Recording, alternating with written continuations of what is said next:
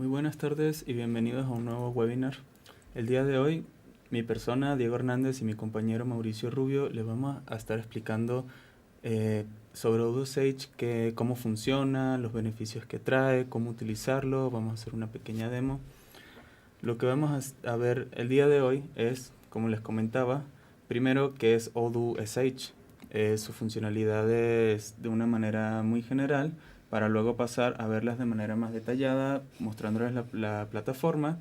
Y por último, de esa parte un poco más teórica, por así decirlo, les vamos a comentar algunas limitaciones, que no es como que la plataforma esté limitada como tal, sino que hay que conocer pues claramente que sí se puede y que no se puede hacer. Luego vamos a hacer una demo donde les vamos a mostrar el flujo de trabajo con Odoo SH, así como parte de las funcionalidades que tiene, que son bastante útiles para el flujo de desarrollo. Y por último vamos a tener un pequeño tiempo de preguntas y respuestas. Para las preguntas y respuestas pueden escanear este código QR que los va a llevar a un pad en el que pueden ir dejando todas sus preguntas. Les doy un momento para que lo escaneen. Y bueno, voy a empezar en lo que escanean el QR, voy a ir explicando qué es Odoo Sage.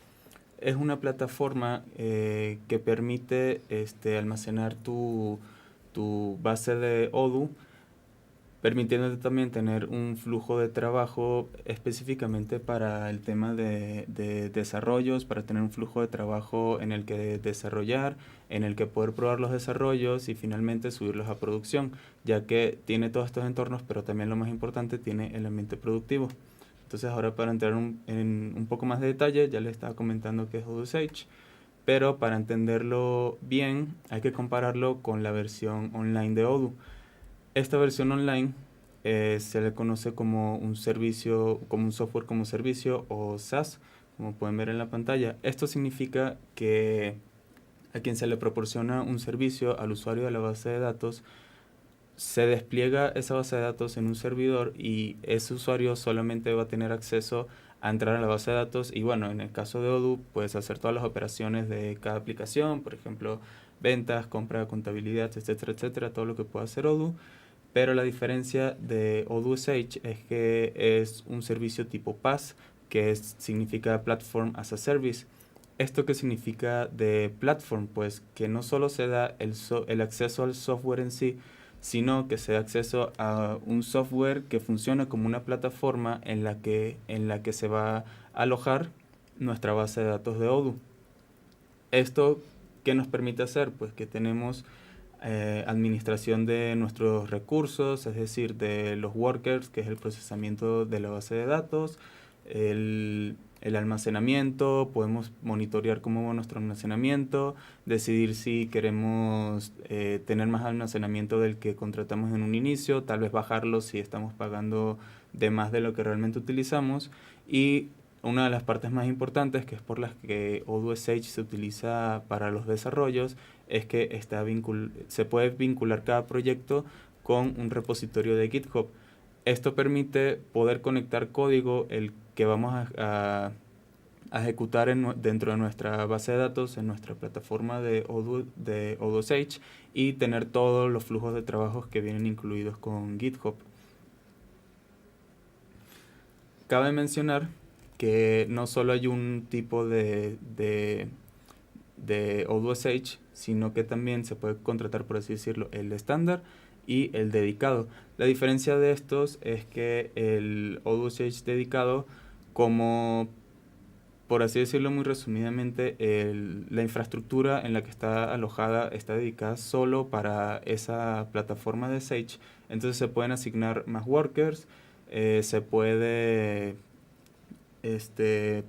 configurar el timeout que va a tener ciertos procesos de nuestra base de datos, como por ejemplo el timeout de los correos y nuestras acciones automatizadas, y se puede conectar a un SQL externo.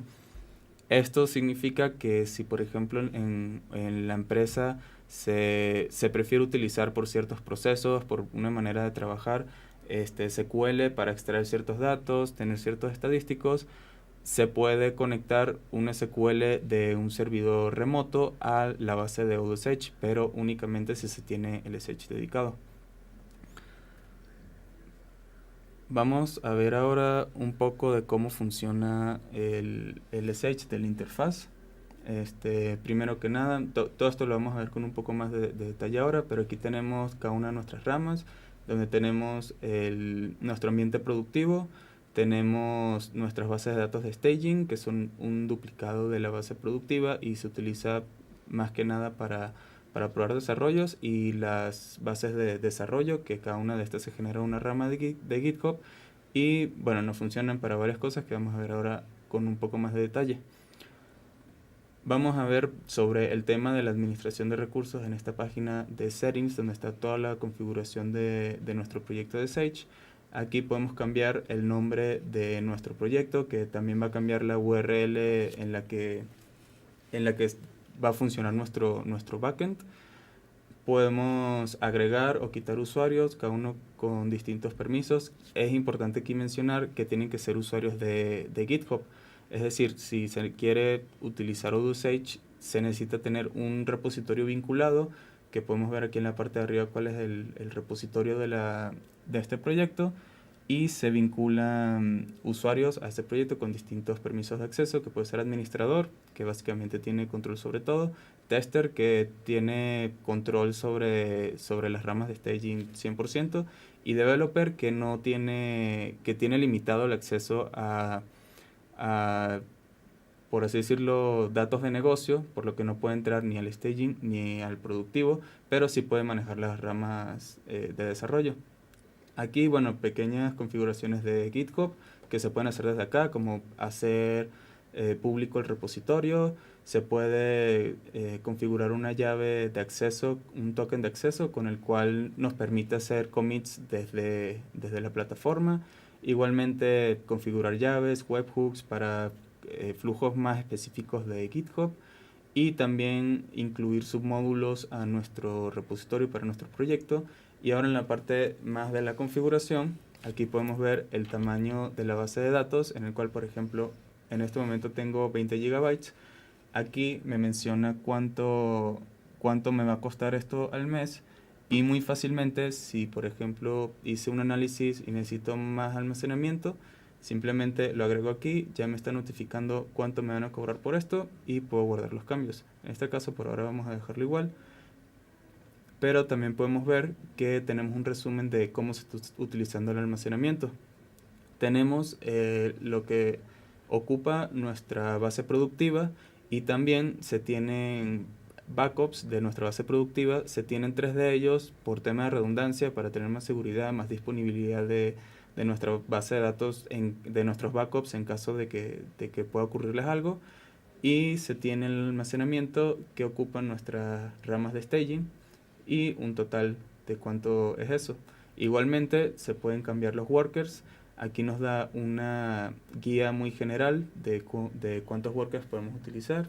En este caso nos dice que un worker por cada 25 usuarios y cada 5.000 visitantes diarios. De la misma manera que con el almacenamiento, se puede cambiar aquí fácilmente. Nos dice cuánto nos va a costar este cambio, y se puede hacer el cambio para SH compartido, que es el estándar, por así decirlo, y el SH dedicado. Igualmente nos especifica el precio.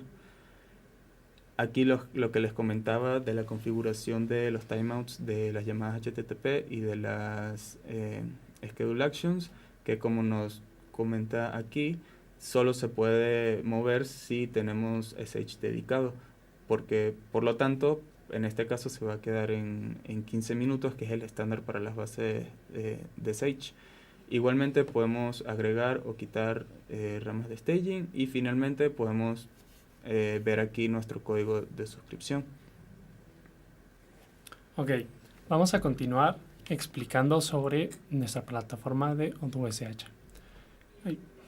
Como se comentó anteriormente, nuestra plataforma tiene una integración directa con GitHub. ¿Qué significa? Sí, eso significa que yo, para tener un proyecto de SH, necesito un repositorio. En este caso, este es mi repositorio. Aquí voy a tener mis ramas, y esto es muy importante. Cada una de las ramas que yo puedo ver aquí puedo ver 3 fases, como ya se ha comentado: producción, staging y desarrollo. Cada una de estas ramas es análoga a cada una de las ramas que tenemos en nuestro repositorio. Por lo que si yo necesito o llego a hacer algún cambio en cualquiera de estas ramas, eso se va a ver reflejado también en mis ramas de acá. Ok, ¿producción qué es? Pues como su nombre lo dice, es donde va a estar funcionando nuestra base de datos, donde nuestros usuarios van a estar interactuando día a día, por lo que es nuestra base de datos principal. La parte de staging es un sandbox, donde yo puedo hacer pruebas de cualquier tipo sin preocuparme porque salgan correos electrónicos, porque se hagan llamadas a lo mejor al sistema de facturación que estoy ocupando, etc. Por lo que es un entorno seguro para probar con mis datos reales. Eso es muy importante, ya que pues estas ramas que están aquí en staging van a tener lo mismo que tenga producción. Entonces pues es muy útil porque vamos a probar al final del día con flujos reales. Y finalmente tenemos ramas de desarrollo. Ramas de desarrollo como tal podemos tener ramas ilimitadas. Y estas ramas simplemente van a ser bases de datos limpias, por así llamarlo, que van a venir precargadas con datos de prueba. Y pues bueno, son bases de datos sencillas que me puedo conectar para estar desarrollando, puedo estar hacerle cambios, puedo hacer commits.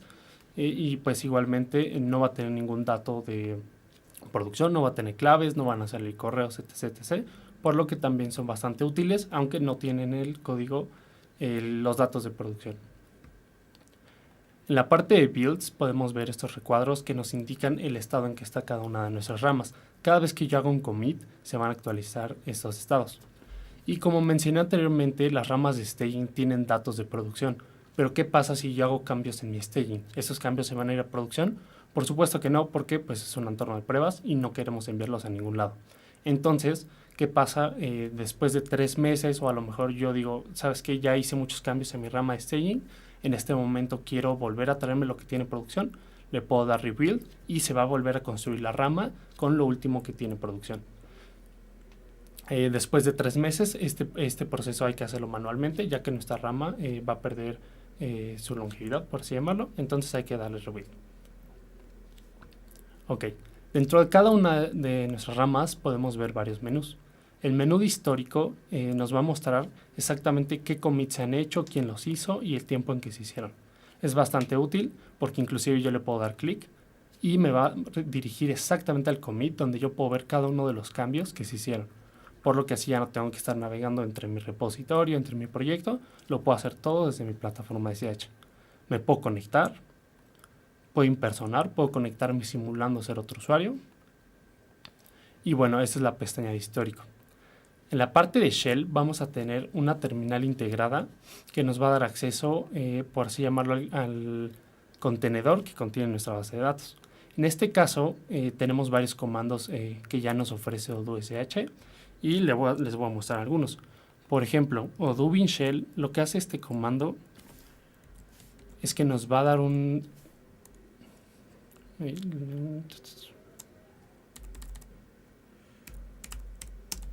Este comando lo que va a hacer es que nos va a dar acceso al ORM de nuestra base de datos. Es bastante útil porque yo puedo hacer búsquedas como si fuera mi base de datos. Como búsquedas como SQL, puedo hacer un search, puedo hacer un write, puedo hacer un delete, puedo hacer básicamente cualquier CRUD.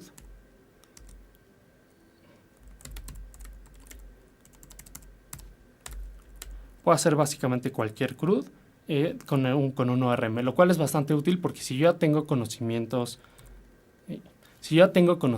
en el ORM de Odoo y a lo mejor se me complica un poquito SQL o quiero hacer alguna lógica más particular, como por ejemplo traerme toda la lista de usuarios que hay en mi base de datos, la sale order. Aquí tenemos un pequeño error sobre el modelo. Y bueno, en este caso me dice tienes una sale order. En este caso yo puedo acceder al ID, puedo hacer filtros, puedo hacer bastantes operaciones con Python, podré iterar con ciclos for, etc, etc. Por lo que es bastante útil, a lo mejor en lugar de SQL. Igual con lo comento, si ya tienes experiencia, pues esto será muy útil. Tenemos el comando Odoo update, que básicamente nos permite updatear módulos. Tenemos el comando Odoo restart. Este comando es bastante particular porque lo que va a hacer es reiniciar nuestro contenedor, lo que implica que por algunos segundos nuestra base de datos va a quedar inaccesible. Yo no voy a poder acceder en ese exacto momento en lo que se reinicia Y si algún usuario está introduciendo datos en ese específico momento, pues podría llegar a haber una pérdida de información, pero es muy útil porque a veces llega a pasar que cuando probamos desarrollos, rompemos flujos de manera muy particular que ya no nos deja interactuar con nuestra base de datos. Entonces, eventualmente el contenedor se va a reiniciar, pero yo lo puedo hacer de antemano ocupando este comando. También tenemos el comando o2sh storage, el cual es bastante útil porque me va a decir que está consumiendo de almacenamiento mi rama, específicamente nada más mi rama, porque anteriormente vimos todo el proyecto. Entonces este también es bastante útil. Y finalmente tenemos el comando psql, que básicamente nos da un acceso a la base de datos, donde podemos hacer pues cualquier búsqueda. En este caso voy a hacer una búsqueda tradicional, puedo hacer un CRUD, puedo hacer lo que quiera. Aquí me trajo todas las ventas que tengo en mi base de datos, el mismo comando que hicimos anteriormente con el ORM. Entonces yo lo mismo puedo hacer puedo hacer un CRUD. Nada más hay que tener cuidado que si estoy parado sobre producción podría llegar a modificar datos reales, entonces hay que ser un poquito cuidadosos con ese aspecto. Y bueno, al final esto es un entorno donde yo puedo hacer muchos comandos. Al final es un entorno Ubuntu, entonces pues podemos hacer otras cosas. Pero bueno, por el momento únicamente mostraremos eso. Continuando con nuestro menú de opciones, tenemos el editor. El editor es una integración que tiene nuestra plataforma con Jupyter Notebook. Básicamente aquí yo puedo editar código en tiempo real. Esto es bastante útil porque, bueno, voy a ir a otro módulo, por ejemplo aquí.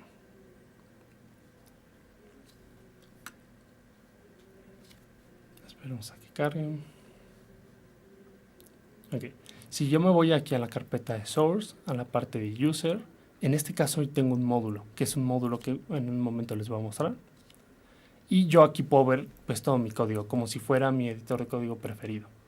En este caso, pues puedo editar código en tiempo real. Podría hacer una función.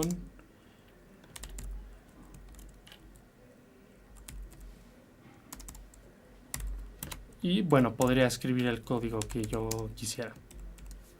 Nada más tendría que guardarlo. Aquí arriba nos dice el estatus si está guardado o no. Y bueno, para activarlo tendría que conectarme a mi rama y actualizar el módulo. En este caso no lo voy a hacer, pero puedo hacer modificaciones en tiempo real. Aquí hay un ligero detalle, que si yo llego a hacer un commit sobre esta rama en la que hice una modificación, pues ¿qué va a pasar? Lo que va a suceder es que las customizaciones que hice en el editor se van a perder, porque estas no están guardadas en mi repositorio, únicamente están guardadas en este editor. En este caso, si quisiera preservar los cambios que yo hago en mi editor, pues tendría que hacer un commit en la terminal que les enseñé anteriormente, pero bueno, no es tan recomendado, ya que normalmente pues, los desarrolladores trabajan en sus propios entornos locales. Pero es bastante útil porque yo podría mostrar cambios en tiempo real sin necesidad de hacer un commit. A lo mejor se me fue un typo, a lo mejor quiero hacer un print, etc, etc, modificar cosas muy particulares sin que tengan un impacto en mi repositorio. Puedo hacerlo aquí y posteriormente ya después hacer el commit. Continuamos con la parte del monitor. Nuestra herramienta tiene... Monitor, esta es una herramienta que tiene una integración con Grafana. Es bastante útil porque hablando de los desarrollos, muchas veces introducimos cambios y no estamos tan seguros de cómo puede impactar en el performance de nuestra base de datos. Entonces puedo yo monitorear aquí a mi gusto. Puedo modificar varios parámetros de fechas. Bueno, puedo modificar la memoria, la CPU, el almacenamiento, peticiones HTTP, a lo mejor si estoy haciendo conexiones con API, etc. Eso es bastante útil porque a veces no sabemos exactamente qué es lo que está detonando picos de rendimiento en nuestra base de datos y si estamos probando desarrollo con mayor razón. Y lo mismo, puedo hacer un profiling, que básicamente esta opción lo que nos va a permitir es registrar el performance de nuestra base de datos a partir de que yo lo indique. Entonces, por ejemplo, si yo ya conozco el flujo específico que está afectando el performance de mi base de datos, que la está alentando, podría empezar a grabar y posteriormente hacer el flujo. Y eso me dará una pista de qué es lo que está sucediendo con mi base de datos. Continuamos con la parte de logs. Estos logs son en tiempo real, que básicamente nos muestra todo lo que está pasando en nuestra base de datos. Eso es bastante útil porque muchas veces en el día a día de los desarrolladores un error de frontend no significa mucho, ya que pues, es un mensaje de contacta sistemas, un mensaje de esta operación está bloqueada porque necesitas hacer otra acción, etc, etc. Y muchas veces en los logs estos errores también se registran, pero con más información técnica. Entonces son bastante útiles, sobre todo para los programadores. La parte de backups, como ya se comentaba anteriormente, nuestra base de producción main va a tener 3 backups. Esos son de forma automática y de hecho todos los días en la madrugada, aquí se pueden ver, se han generado backups. Yo no me tengo que estar preocupando por eso, no van a interferir con mi base de datos, yo no tengo que hacer nada. Estos son de manera automática y si yo quisiera, lo puedo descargar. ¿Para qué me serviría descargarlo? A lo mejor quiero probar mi base de datos en un entorno local, a lo mejor quiero probarla en otra infraestructura. Es bastante útil porque simplemente la descargo, la restauro en esta otra infraestructura y ya tengo mi base de datos réplica, por así llamarlo, funcionando en otro lado. También puedo crear un backup. Como mencionaba anteriormente, las ramas de staging tienden a caducar. Entonces a lo mejor hice customizaciones que me gustaría que perduraran, que no quiero todavía en producción, pero que me gustaría analizar después. Puedo crear un backup fácilmente y después descargarlo.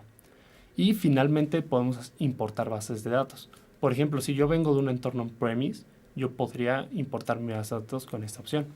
O igualmente, si hice un backup hace unos meses y por alguna razón quiero restaurarlo en una rama de staging, lo puedo hacer. Esto es bastante útil, nada más considerar la parte del almacenamiento, que bueno, cada una de nuestras ramas de staging ocupa almacenamiento y ya tenemos también las backups que ocupan almacenamiento. Continuamos con la parte de operate. En este caso no me sale nada porque yo ya estoy en la versión 18. Lo que sucede con NodeUSH es que no va a admitir versiones intermedias. Aquí si se ven todas las ramas están en versión 18, pero yo únicamente puedo tener las últimas versiones soportadas. Estas son versiones 16, 17 y 18. Si sale una nueva versión, por ejemplo ahorita de 18.3, 18.4, no las puedo tener aquí. Entonces hay que considerar eso. Y eventualmente tengo que migrarme. Es donde lo haré aquí. Y finalmente vamos a la parte de configuración. En la parte de configuración tenemos información bastante valiosa. Por ejemplo, tenemos exactamente los commits en los que está corriendo nuestra base de datos. Si bien yo ya sé que mi base de datos está corriendo en versión 18, a veces es muy útil saber bajo qué commit lo está haciendo, porque en algunos casos muy específicos puedo tener bugs que han sido resueltos, pero que todavía no están impactando a mi base de datos. Entonces esto nos otorga una claridad muy buena. Tenemos la parte de Custom Domains, donde yo puedo agregar dominios que yo ya tengo registrados. O igualmente las ramas de staging, cada vez que se vuelven a generar, cambian de dominio. Entonces, si yo lo genero una vez con los requisitos que aquí están indicados, ya no importa que la regenere una y otra vez, siempre será el mismo acceso. Ok, eso sería todo en cuestión de configuración. Y si vamos a la parte... Bueno, vamos a hablar un poquito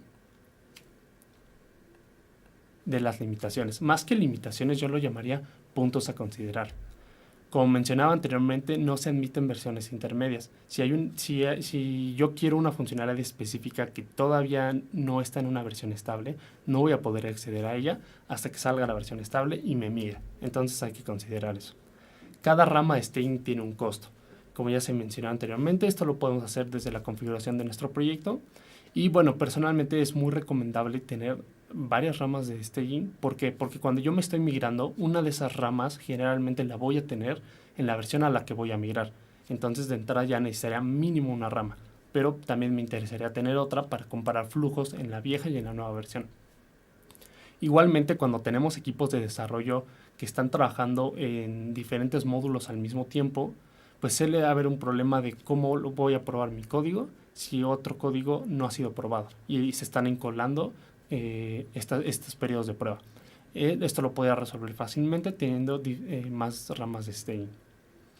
No se pueden migrar a ramas de desarrollo, únicamente se puede hacer la rama de producción y las ramas de staging. Por eso les mencionaba anteriormente que cuando me migre voy a necesitar una rama de staging. De manera general no se pueden hacer downgrades, pero bueno, si yo importo mi base de datos con un zip, pues sí se puede. Y bueno, como lo mencionó ya mi compañero, cada rama tiene un límite de 15 minutos por proceso. Esto básicamente es el timeout, que yo lo puedo modificar si tengo SH dedicado. Pero si no lo tengo, es un punto muy importante a considerar, ya que si yo estoy desarrollando un código que está bloqueando por mucho tiempo el hilo de trabajo, pues esto va a ser un problema porque se va a reiniciar mi base de datos y no se va a terminar de ejecutar las operaciones y voy a tener un problema bastante grande. Entonces hay que considerar esto al momento de desarrollo.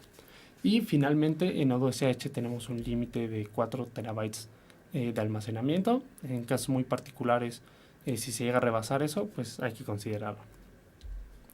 Y bueno, vamos a continuar con un demo. A continuación les voy a demostrar cómo hacemos código, cómo implementamos un desarrollo en nuestro proyecto. En este caso yo ya tengo este commit. Básicamente esta es mi rama de desarrollo. Mi rama de desarrollo se llama 18.0 Webinar Approval. Entonces, por ejemplo, yo estoy en mi entorno local. Este es mi computadora. Si yo hago un git status, me va a decir, bueno, en este momento no tienes ningún cambio, porque pues efectivamente no he hecho nada, pero bueno, supongamos que yo acabo de terminar de hacer mi código. ¿Qué es lo que haría? Pues generalmente haría un commit. En este caso voy a hacer un commit vacío, ya que pues mis cambios yo ya los hice. Hello, empty.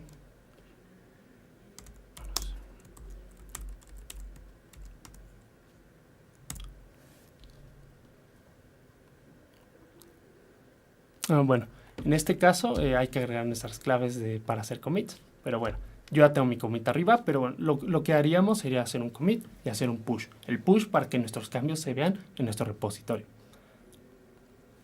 Entonces, en este caso el commit ya está aquí. Como les mostraba, este es el código que yo introduje en mi rama. Entonces, en las ramas de desarrollo, pues lo que haría sería conectarme y probar el desarrollo, buscar mi módulo, instalarlo y asegurarme que funciona. Nótese que mi rama está en verde. Esto significa que ha pasado pues, las pruebas. Más adelante les daremos más detalles sobre esto. Pero bueno, yo ya terminé de hacer mi desarrollo, digamos que en su primera fase. ¿Qué seguiría? Lo que seguiría sería probarlo con datos reales de producción para asegurarme que mi código funciona, porque a lo mejor yo lo probé en desarrollo, que como comenté son bases de datos limpias, pero cuando lo pruebe con datos reales, puede que un flujo implementado, alguna configuración, algo interfiera y pues mi código no funcione. Entonces, para descartar esa opción, en este caso lo que voy a hacer va a ser un merge. Aquí tenemos dos opciones, rebase and merge o merge. Esto se puede hacer perfectamente desde nuestra computadora. Podemos hacer un merge, podemos hacer un pull request. Generalmente hacemos un pull request para que alguien revise nuestro código, lo aprueben y posteriormente el usuario lo termine de testear en Steam. En este caso voy a hacer un merge.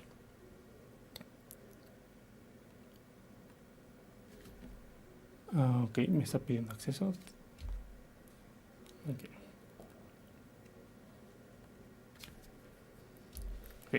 Una vez que yo terminé de hacer merge, vamos a tener un proceso de carga. Como pueden ver, aquí me sale el commit. Me sale el commit que yo tenía en mi rama anterior, que es el que les comenté, y me sale el merge. Entonces esto es bastante útil. Si yo hiciera un pull request desde mi plataforma de GitHub, igualmente se vería reflejado aquí. Una vez que termino de cargar, me puedo conectar. Y pues vamos a probar nuestro desarrollo. Como tal, ahorita no nos vamos a enfocar en el código, nos vamos a enfocar en el flujo real, en el día a día del cliente. De hecho, aquí sale un banner que me dice esta base de datos está neutralizada, no salen correos, etc, etc. Ok, primero voy a tener que activar el debugger mode.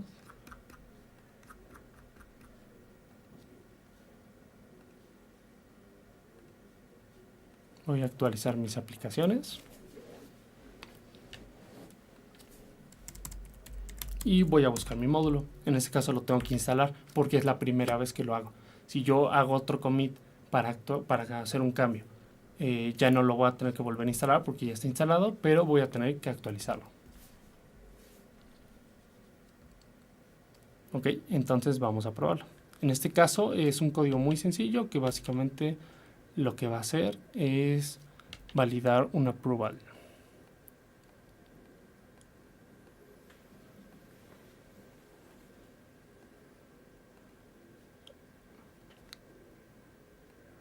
Ok, vamos a modificar rápidamente esto.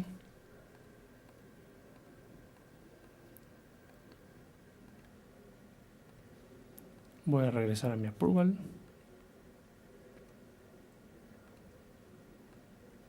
Ok, en este caso estoy teniendo un error. Es un error de código, como les comenté anteriormente. Ahorita el objetivo no es centrarnos en el código, pero lo que haría este desarrollo es que crearía un RFQ y no me dejaría modificar una cantidad que de manera estándar sí podría hacerlo. Entonces, bueno, yo ya terminé de probar en mi sandbox. El usuario ya lo probó, me dijo mis flujos son correctos, se cumple lo que se está pidiendo en el desarrollo. ¿Qué seguiría? Suponiendo que pues todo está bien, ¿verdad? En este caso lo que seguiría es desplegar en nuestra producción. En este caso tenemos dos opciones. Podemos mezclar nuestra rama de staging con main, es una opción. O opción 2, podemos mezclar nuestra rama de desarrollo porque recordemos, primero la mezclé con la de staging, entonces pues, técnicamente están al mismo nivel. Y podría mezclar mi rama de desarrollo con main. En este caso es cuestión de flujos, cada quien puede tener su propia forma de trabajar y simplemente haría un merge. Igualmente en el merge, en la rama de producción, perdón, viene un histórico de quién hizo el cambio, qué fue lo que hizo en código, etc., los hashes de los commits, etc. Entonces vamos a esperar un poquito a que se termine de conectar y pues es lo mismo. Si no tengo instalado el módulo, lo tengo que buscar, lo tengo que instalar. Si ya está instalado, a lo mejor porque el módulo ya sí estuvo en producción en algún momento y quiero hacer un cambio sobre él, pues voy a tener que hacerle un update. Muchas veces cuando es la primera vez que instalamos el módulo, tenemos de módulos customizados, tenemos que darle aquí en update para que nos salga. Listo, aquí está mi módulo, lo activo y pues ya seguiría mi flujo de día a día porque pues el módulo ya está en producción. Entonces aquí pues ya no voy a hacer pruebas, pero ese sería el flujo estándar que se puede seguir para sacar el máximo provecho a las tres etapas de desarrollo. Y bueno, ahorita vamos a ver un beneficio extra que tiene OdosH con las ramas de desarrollo, que tenemos una customización diferente. En este caso, las dos están en estas dos ramas. ¿Cuál es la diferencia? Que podemos ver que todas estas están en verde y esta está en rojo. Bueno, al entrar, entramos en la parte de... Bueno, primeramente en la historia podemos ver que algo falló, que fallaron los tests. Si entramos en la pestaña de builds, podemos ver más detalle de qué fue lo que pasó. Esto, para darles un poco más de contexto, como comentó mi compañero, se hace el build cada vez que se sube un commit. No simplemente va a ser un build con los demos de data de la base de datos, sino que también va a instalar los módulos que están en este commit y va a ejecutar todas las pruebas unitarias que dependan que se necesiten dependiendo de las dependencias del módulo. Por ejemplo, vamos a entrar aquí al commit para ver un poco eso que les estoy comentando. Pueden ver que en mi manifest tengo que este módulo depende de sales stock porque pone una restricción a partir de la cantidad de inventario que tengamos de un producto para no poder confirmar una venta de producto que no tengamos. Entonces, lo que está pasando es que si vemos muy rápidamente el código, estamos poniendo un error al momento de confirmar la venta y eso genera un problema cuando las pruebas unitarias intentan confirmar cualquier tipo de ventas en las que no se tuvo en consideración el inventario. Para darles un poco más de contexto sobre las pruebas unitarias, cada uno de los módulos de Odoo tiene numerosas pruebas en las que se evalúa un flujo, se replica un flujo, se generan ciertos datos únicamente para esa prueba y se pasa por cada una de ellas un flujo. Por ejemplo, aquí tenemos cada función, tiene una pequeña descripción del flujo que se está probando. En el código se puede ver con un poco más de detalle cada uno de esos pasos, pero algo muy útil de esta herramienta es que nos dice en qué momento exacto se generó ese error. Por ejemplo, aquí podemos ver, tal cual como vimos en el código, en el momento de llamar a action confirm, pues se está haciendo un error en vez de continuar con el flujo, el cual es el mismo que podemos ver aquí en el código. Entonces ahí podemos ver, ok, esta parte del código es la que me está generando el problema podemos ir a cada uno de estas pruebas que están fallando para investigar un poco más qué es lo que puede pasar. Esto es muy importante y sí hay que hacer énfasis en eso porque muchas veces cuando se plantea un desarrollo se especifica un flujo que puede seguir al cliente, pero tal vez hay una configuración que no usa el cliente en específico, pero que sí se puede hacer en Odoo, que nuestro desarrollo no sea compatible con eso. En este caso, aunque nosotros podamos probar funcionalmente, es decir, yo puedo entrar en esta misma rama, vamos aquí a las ramas, y aunque fallaron los tests, igualmente me deja entrar, puedo probar mi módulo y va a funcionar perfectamente. O sea, para lo que yo planteé que tiene que hacer mi desarrollo, todo va a estar bien, pero tal vez hay muchísimos casos que están planteados dentro de Odoo que no sean compatibles con mi desarrollo y esos son los que me van a decir las pruebas unitarias que está pasando algo que no debería. Y bueno, hay muchísimas maneras en las que se puede lidiar con las pruebas unitarias cuando fallan. Es decir, se puede, por ejemplo, cambiar el código para incluir todos esos edge cases que no consideramos. Bueno, en este caso ya lo tengo instalado. Voy a actualizarlo. Y bueno, como les comentaba, pues se pueden considerar esos casos adicionales que no se hicieron en un momento. Tal vez de por sí hay algo que está fallando en el código, pero no lo consideramos. Muchas cosas, o sea, la verdad en cada caso hay que analizar detenidamente qué fue lo que pasó en cada prueba para, para ver cómo solucionar el test. Aquí podemos ver, como comentamos, que tenemos todos los datos de demo.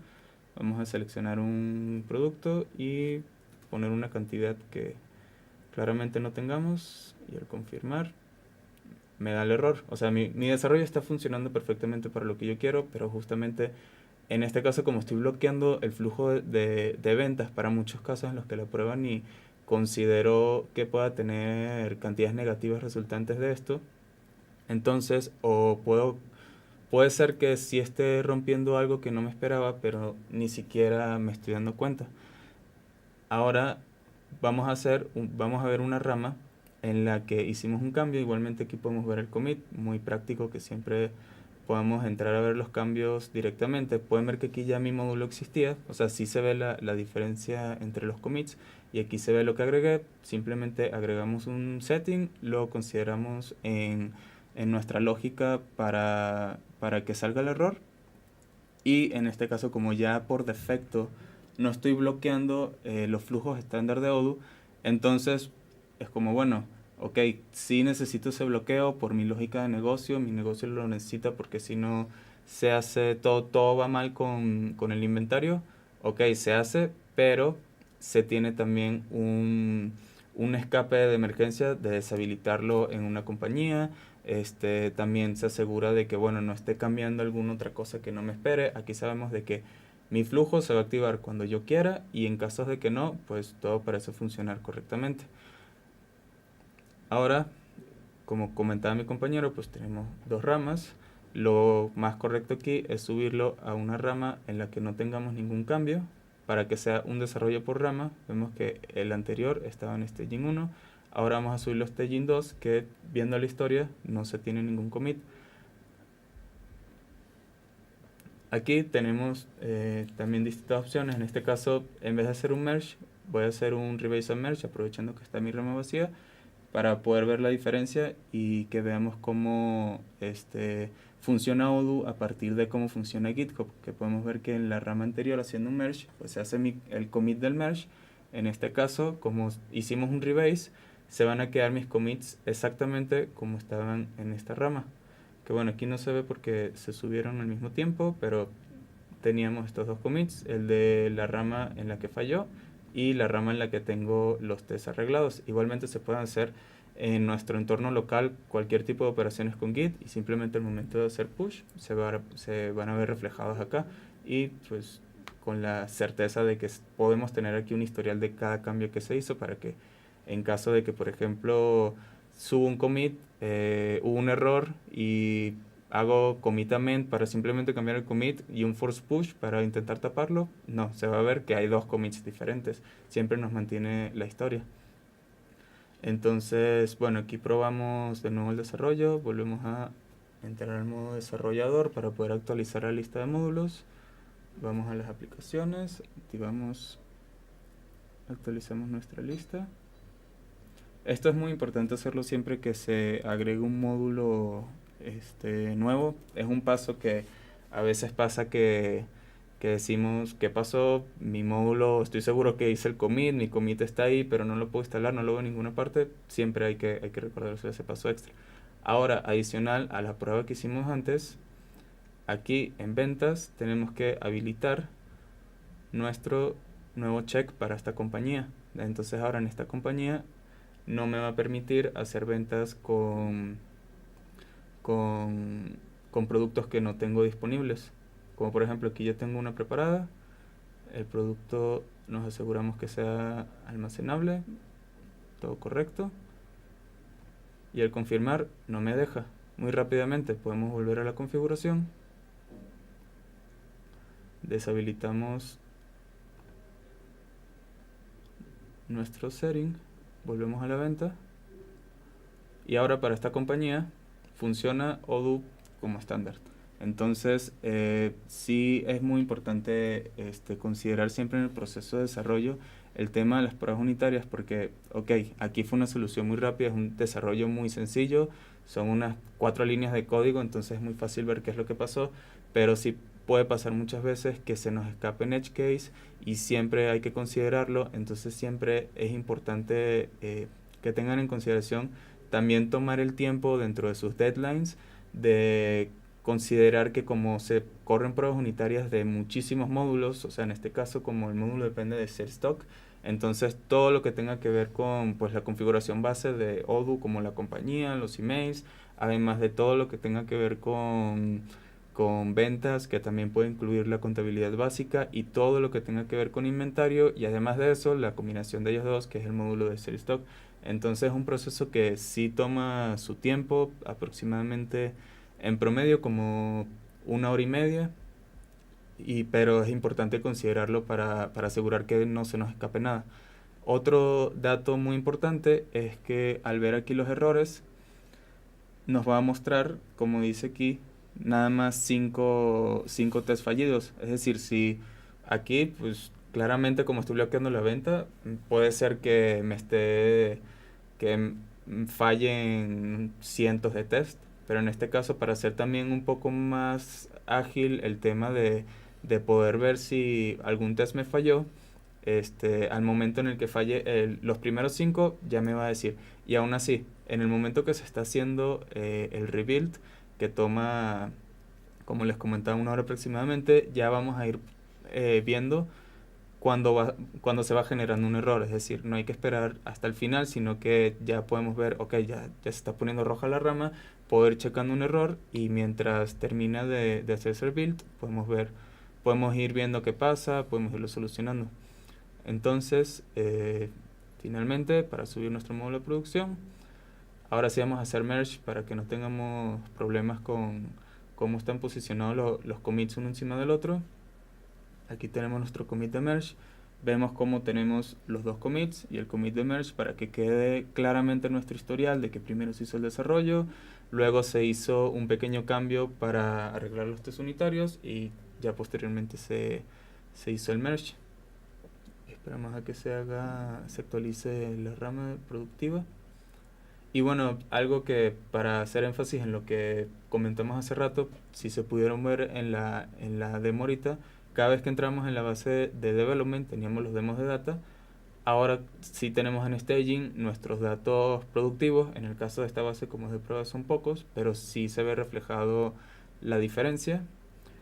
Y ahora para actualizar mi módulo, ahora sí mi base productiva, tengo que entrar de nuevo en modo desarrollador. Me voy a las aplicaciones. De nuevo, siempre hay que actualizar. Y ahora sí actualizamos el módulo.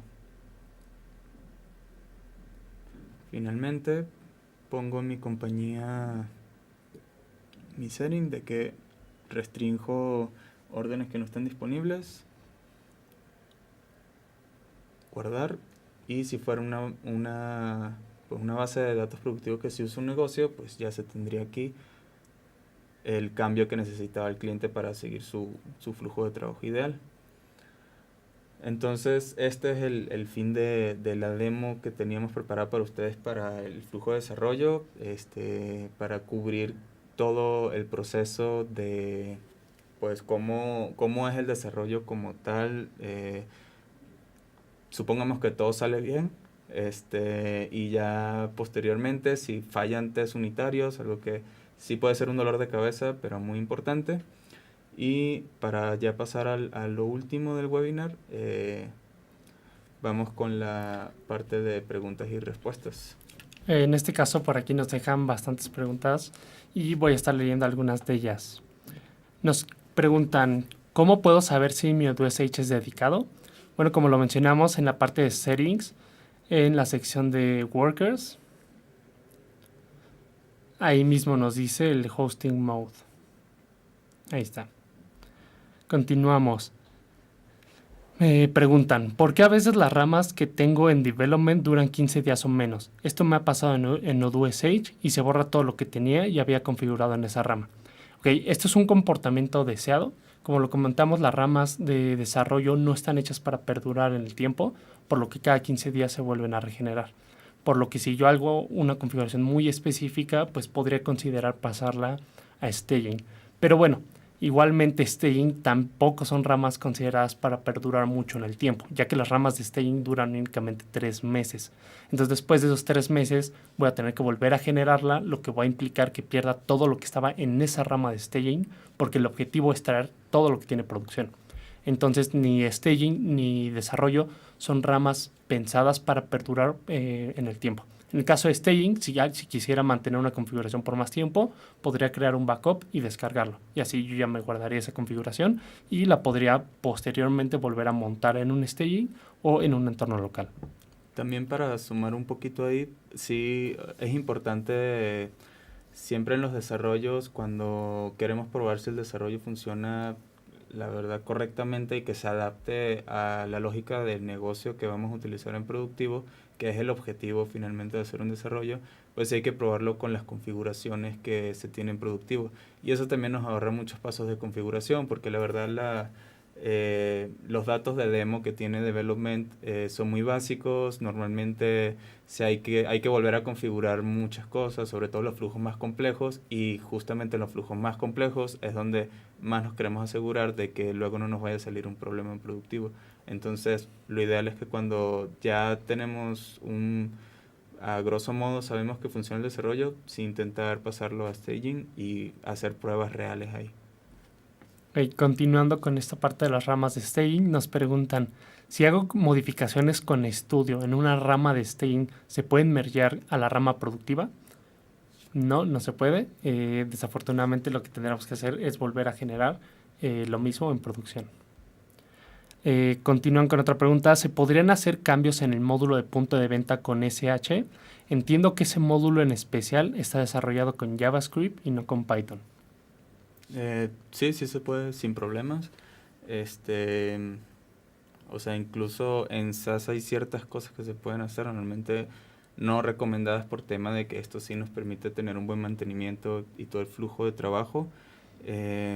Pero sí, todo lo que tiene que ver JavaScript, aquí recordemos que si entramos en el editor, vamos a ver que en el código tenemos el código que acabamos de hacer en la carpeta de user, como lo estaba mostrando hace rato mi compañero. Si entramos aquí a source, tenemos user y las 3 carpetas bases de los repositorios de Odoo. Entonces, por lógica, si está corriendo, se está ejecutando aquí el JavaScript que permite que funcione POS, también se puede hacer en módulos personalizados. Ya, o sea, con más detalle de cuál es la diferencia, porque aquí solo mostramos código de Python. También en la documentación hay mucho sobre cómo se pueden hacer personalizaciones de todo lo de JavaScript y AWS. Sí, pero bueno, básicamente todo lo que involucra Odoo como framework se puede hacer sin problema. Sí. Continúan, si mi Odoo Online ya tengo información y me quiero migrar SH, ¿se respeta lo que ya tenía o se borra la información? Pues no, toda tu información se queda íntegra. De hecho, puedes llegar desde SaaS o Odoo Online a SH, puedes llegar de on-premise también y toda tu información va a perdurar. Ok, nos preguntan... dice, con Odoo Online, la parte de estudio, se pueden hacer cambios que son básicos, pero no se pueden modificar informes, campos nativos, etc. Y pues sí, con estudio podemos hacer algunas cosas, pero están muy limitadas, sobre todo a vistas, algunos campos, pero ya cosas más complejas sí están muy limitadas y es ahí la ventaja que nos ofrece Odoo, que podemos hacer cuanto querramos con un código. Ok, y bueno, una última pregunta. Nos preguntan que si se puede reducir la cantidad de backups. Bueno, no, desafortunadamente esto no se puede. Y, o sea, ahí vale recalcar que pues es por un tema de seguridad. Por lo general, con el tema de los backups se recomienda tener, se le llama redundancia, que es tener backups en varios lugares por si pasa algo muy drástico y pierdo mi base de datos principal y necesito un backup y resulta que tenía los tres en un mismo pendrive o USB, pues voy a perderlos si pierdo la USB. Entonces, para seguir esa lógica, pero un poco más masivo, por eso se tienen en varios lugares, que por eso veíamos que están en distintos países, distintas localizaciones. Entonces, por seguridad, en caso de que pase algo drástico, que es para lo que son los backups, lo mejor es tener redundancia. Bueno, ahora sí ya la última pregunta porque veo otra bastante interesante. ¿Cuándo se considera apropiado cambiar el tiempo en el que un time se produce? Un timeout. Esta pregunta es bastante interesante porque, pues, como tal, Odoo como tecnología, pues tú puedes hacerlo como tú gustes. Inclusive si tú tienes tu propia infraestructura, pues tú configuras esos timeouts.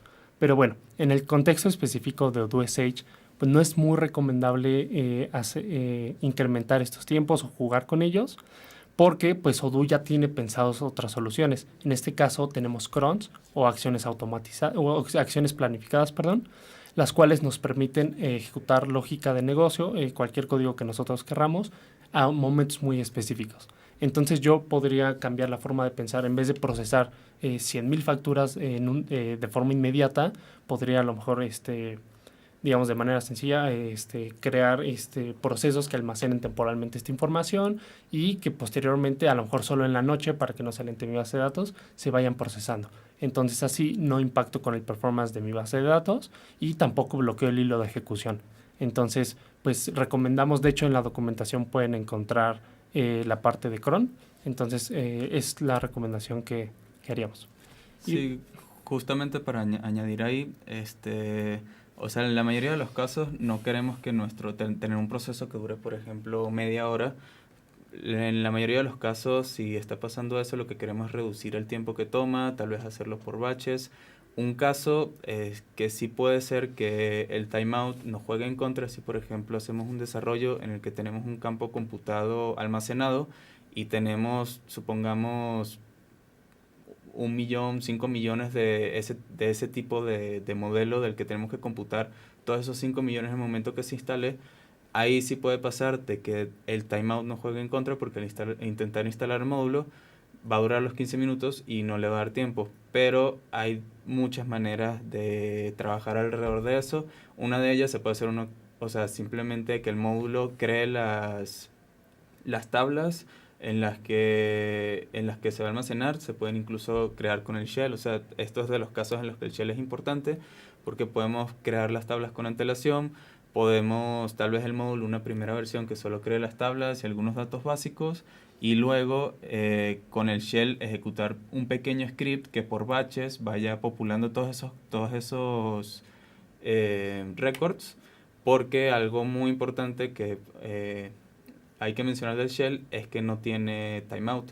Sí tiene límite de memoria, es decir, si intentas esos 5 millones almacenarlos en memoria al mismo tiempo, vas a tener un problema de memoria, pero justamente se puede hacer por batches, y si todos esos batches tardan un día completo, ahí no va a haber problema. Entonces también es otra de las partes útiles de SH, de tener el shell. Sirve para muchas cosas, pero justamente para eso también es muy práctico.